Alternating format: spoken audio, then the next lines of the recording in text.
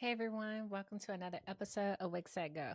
I'm your host, Mercedes, and we're all about charging up the CEO in you with various topics for life, personal, business, and more.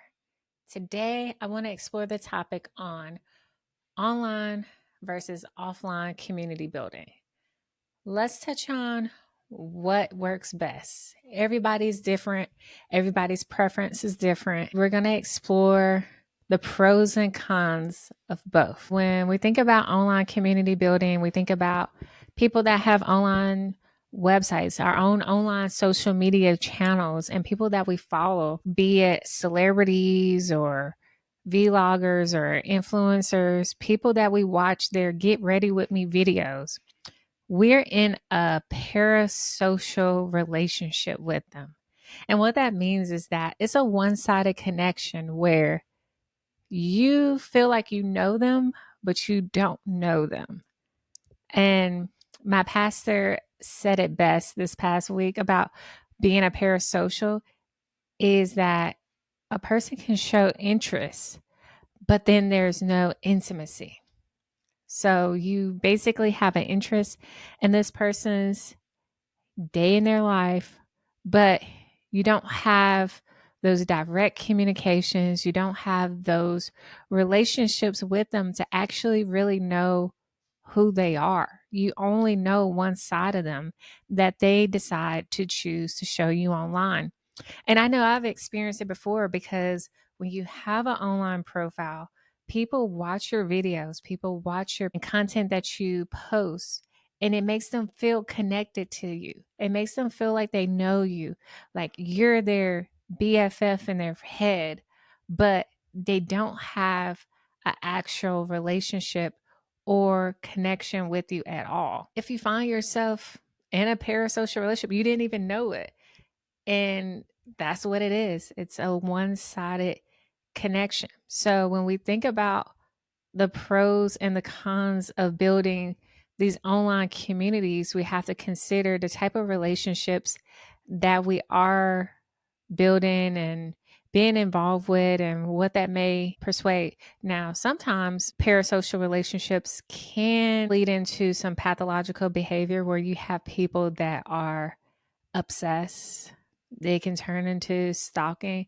And a lot of times people feel like these parasocial relationships stem from them not having a lot of quality real life relationships.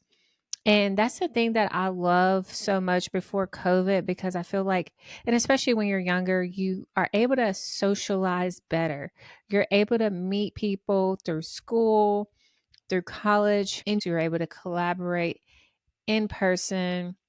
And I see it a lot where people are just able to build relationships better in person. The interactions, you're able to weed through who a person is. You can feel the genuineness of who they are. It makes you feel comfortable. It makes you build trust easier. And it also provides less distractions because you're focused solely on this hand in hand situation. Now, when you're thinking about building a community offline, those are some of those pros is that you're able to be in person, host events. It's more focused. You're able to have more discussions and really have more breakthroughs when you think of it when you're working through problems in person and you're able to talk things out or you're able to have group bonding activities. A lot of times when you're able to bond and you do group sessions, you're able to really connect and have eye contact. You're able to feel a person's physical presence and having those conversations that are spontaneous. It creates a more memorable experience and it allows for the community aspect of it or the atmosphere to feel enhanced because there's that sense of belonging and loyalty that exists as well. Now, cons to in person community building can be the cost. I mean, you have to think about venue rentals, you have to think about refreshments, you have to think about logistics just to have a great in person experience. So it can definitely be more costly. It can be geographically hard because you have a limited reach, because people in your community, you may have people in different states. So you have to think about travel expenses, scheduling, and it can be hard to scale, especially if you have international people in your community that are in tune to what you're building. And also, there's personal schedules where it can be hard to just get on the same page. And I find that with in person, yes, you're able to build deeper personal relationships, but there is that con of those financial barriers. And sometimes that can play a role in how well we connect. And that's the beauty of having some hybrid experiences where you're able to connect online and in person, where you have this social community that you've built from social media or from any platform online, digitally, via email. You've gotten people's information through lead generation. And now you're setting up where you can take this group and you guys can now have a in-person meetup that allows for you to explore taking that community building and connection to the next level. What ideas that can happen from in person versus online, it really just depends up to you. I know that virtual has so many pros, in my opinion, because you can meet people from anywhere in the world. Doesn't matter where they're from, they can connect with you online, virtually.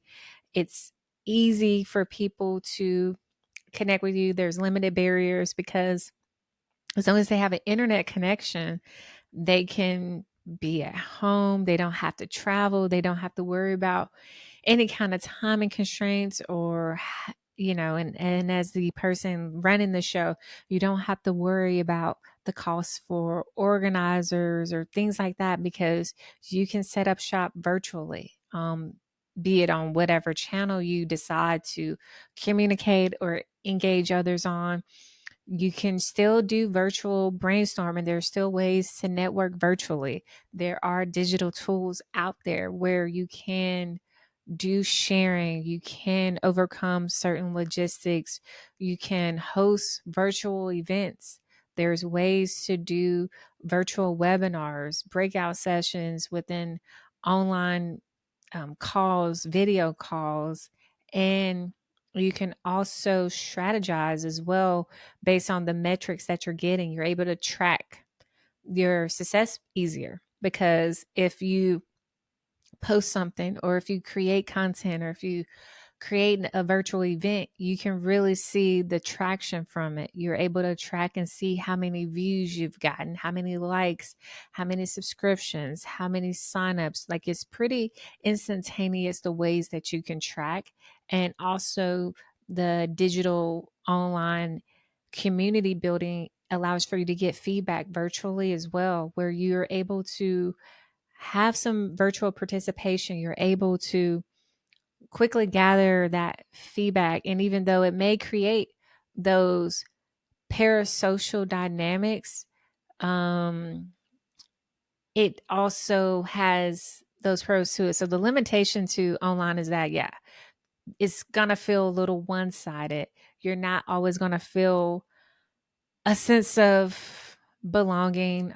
There's also those risks of cyber threats, of just being burned out from being online. I don't know if you guys ever had a fatigue burnout where you're just done with being on online devices all the time. Like, you just have that fatigue from being on your screens or having too much screen time.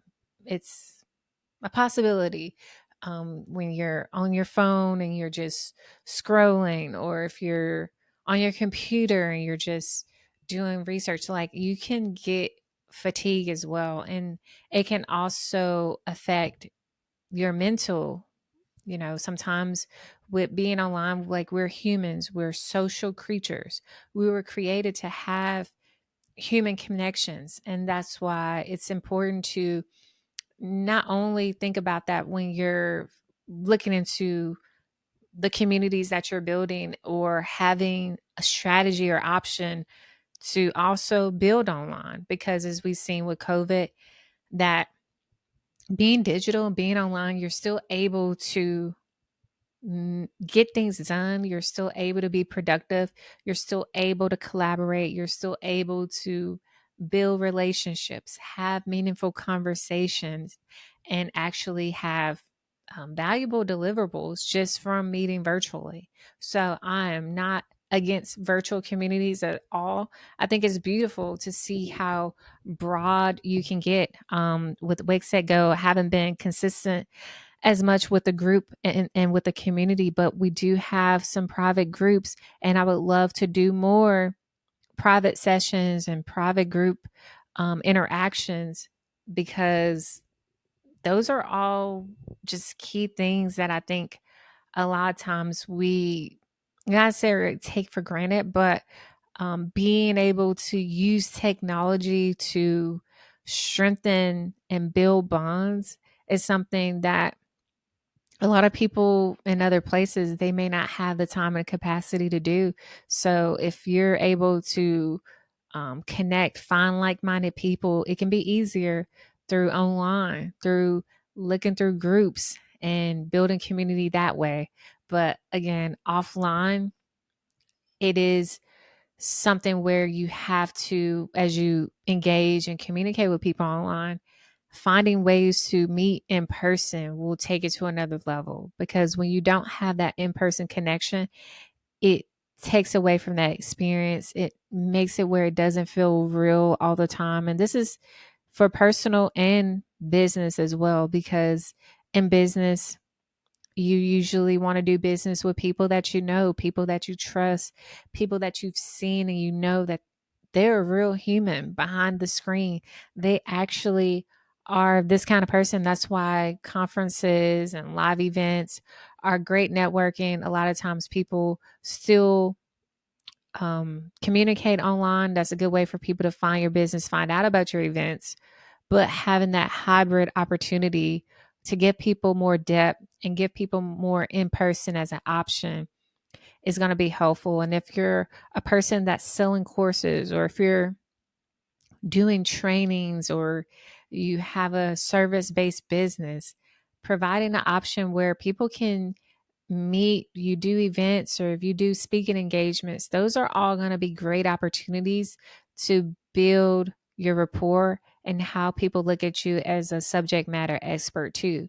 Because only being online, yeah, it's great. People get to see you, but having that in person experience and knowing what you're all about, hearing you out, seeing the strategy, seeing the formula happen in person can just take that trust in the people that are following your community to another level.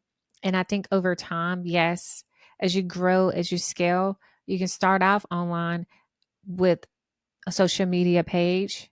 And as you build traction and as you get following and you get people to really be engaged, you can take those leads and take those people that have that parasocial connection with you, and you can migrate everyone in that hybrid approach where you now have those conversations where we can do emails, we can set up some strategy calls, some strategy sessions, and then we can work in some in-person events, some in-person meetups where we're doing meetups. Meetups is a app, but still they have opportunities where you can do digital webinars, you can host, and you can also host in person. I was able to go to an entrepreneurship event, and of course, you can stream and you could be on your computer listening to these subject matter experts and listen to it from, your device,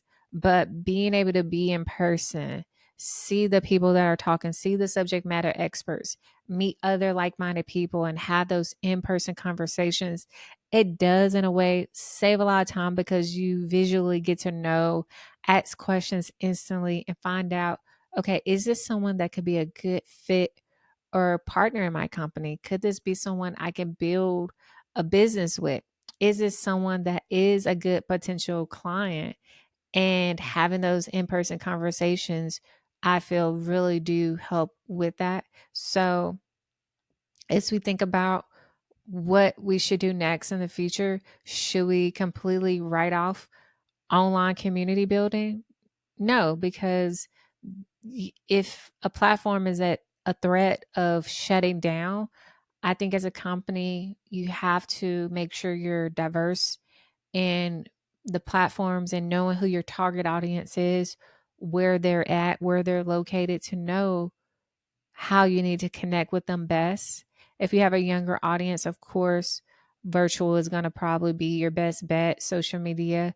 But if you do have people that need that hands-on communication, opening up where they can email, you have a business email, or you have actual brick and mortar that people can come by and stop by. If you have a product that you're selling online, being able to have partnerships with businesses that people can actually walk in the store and shop for that product in person, or you can sell, cross promote, and sell your product at different events that people can physically come to. Those are going to be strategies that are going to be helpful when deciding where to go next or deciding what to build and do next, because only putting your eggs in one basket can be very detrimental if something were to shut down. And if you're building your community only in one platform and place, just making sure that people know how to reach you and know that you have a website or you have another place for people to come to and feel that connection, to be able to see your content, see your products, purchase your products, because things happen all the time with the economy.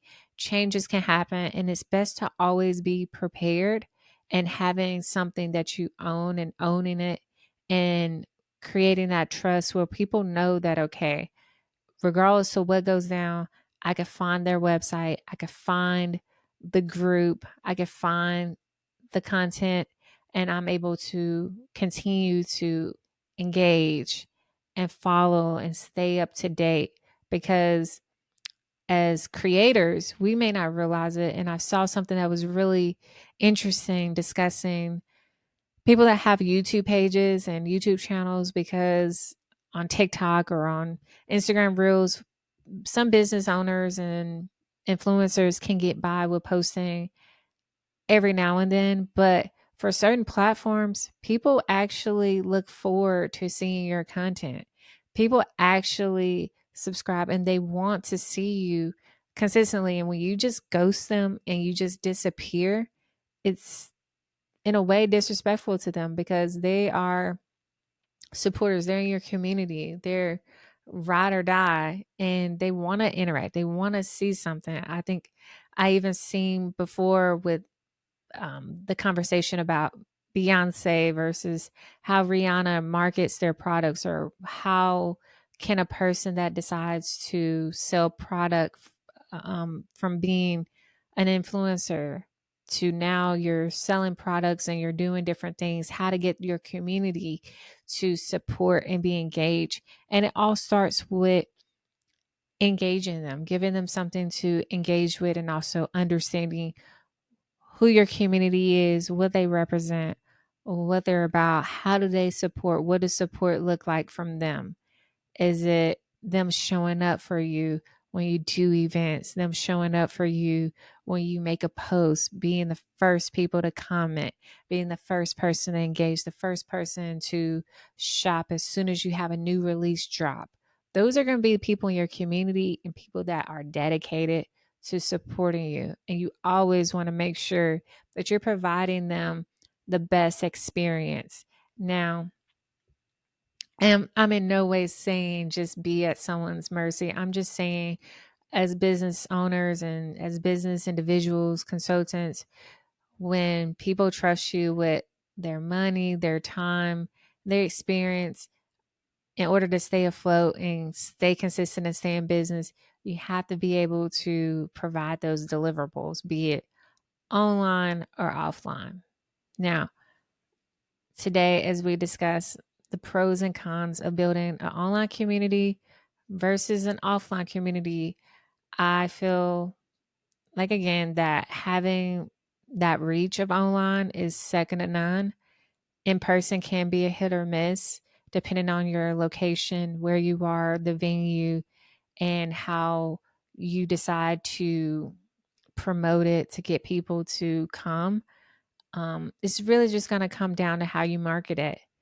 And hopefully, after watching and listening to this episode, you're able to go back to the drawing board or to your strategy and figure out what's going to work best for you, for your community. And if you're new to building a community, finding out, what do you want that community to look like? And what is it that you represent that would gain that support or gain those supporters to want to follow you? And like I said, have that parasocial connection and maybe build more. So, again, thanks for tuning in to another episode of Wake Set Go. And I'll catch you guys next time.